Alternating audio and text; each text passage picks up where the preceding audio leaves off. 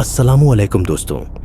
आज की इस वीडियो में हम आपको एक ऐसी कहानी सुनाने वाले हैं जो सदियों पहले की है, लेकिन आज भी हमें बहुत कुछ सिखाती है। ये कहानी है कौम ए सबा की, एक ताकतवर और खुशहाल कौम जो नियामतों को भूल गई और घमंड में डूब गई। उनकी शान, उनकी सल्तनत, उनका नाम, सब कुछ इतिहास बन गया।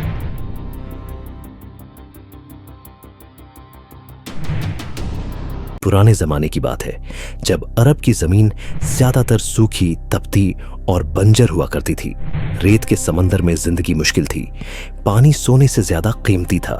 मगर इसी अरब में एक इलाका ऐसा भी था जो रेगिस्तान नहीं बल्कि जन्नत लगता था। उस इलाके का नाम था सबा।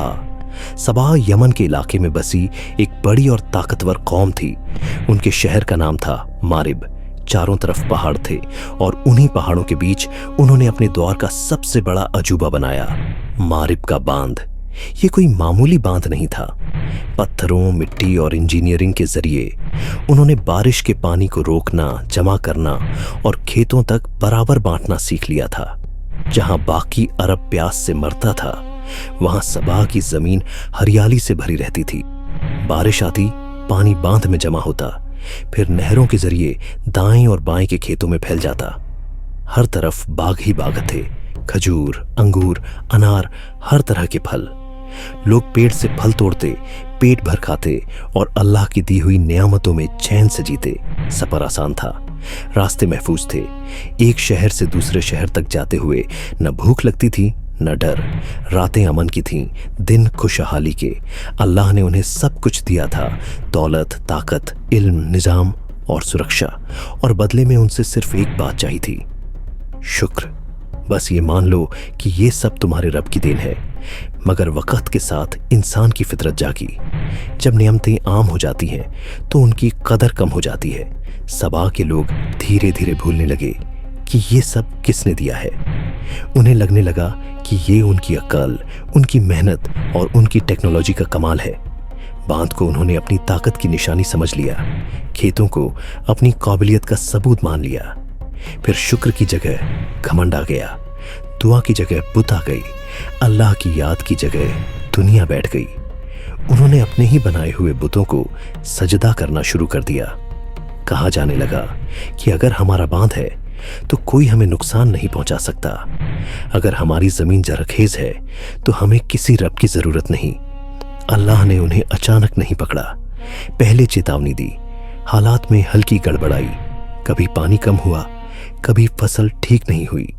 ये इशारे थे, मगर सबा ने इन्हें इत्तेफाक समझा। उन्होंने अपनी गलतियों को देखने के बजाय अपने निजाम को और मजबूत करने पर जोर दिया। फिर एक दिन उन्होंने ऐसी बात कही जिसने उनके अंजाम की मुहर लगा दी। उन्होंने नियामतों से ऊब कर कहा कि हमें ये आसान रास्ते और पास पास बसे शहर नहीं चाहिए, हमें मुश्किल सफर चाहिए, दूरियां चाहिए। ये नियामतें हमें कमजोर बना रही हैं, यानी नियामतों पर भी नाशुक्री। और फिर वो दिन आया जिसे कुरान ने सैले अरिम कहा। तेज बारिश हुई, पहाड़ों से पानी का जोर बढ़ा। मारिब का बांध, जिस पर उन्हें घमंड था, उसी ने धोखा दिया। बांध टूटा, कोई छोटी दरार नहीं बल्कि ऐसा टूटना कि पानी पागल हो गया। पहाड़ों के बीच जमा सालों का पानी एक साथ निकल पड़ा। सैलाब ने किसी को मौका नहीं दिया। खेत बह गए, बाग उजड़ गए, घर ढह गए। जमीन जो जन्नत थी लाशों और मलबे में बदल गई। वो नहरें जो जिंदगी देती थीं अब मौत बन गई। हरियाली की जगह कीचड़, बदबू और तबाही रह गई।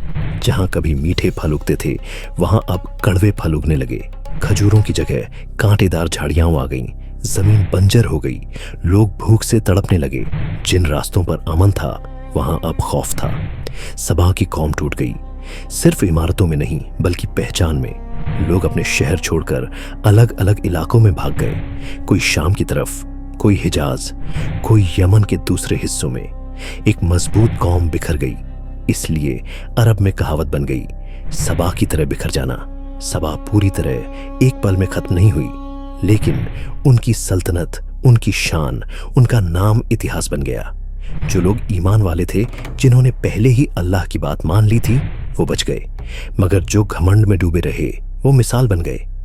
आज सबा का जिक्र किताबों में है, कुरान में है और इबरत के तौर पर है। ये कहानी ये बताने के लिए है कि जब इंसान नेमतों को अपना कमाल समझने लगे, जब वो अल्लाह को भूल जाए, तो फिर बांध भी नहीं बचाते, दौलत भी नहीं, और सभ्यताएं मिट्टी हो जाती है।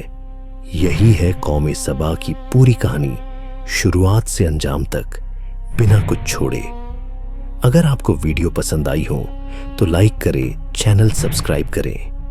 मिलते हैं अगले वीडियो में। खुदा हाफिज।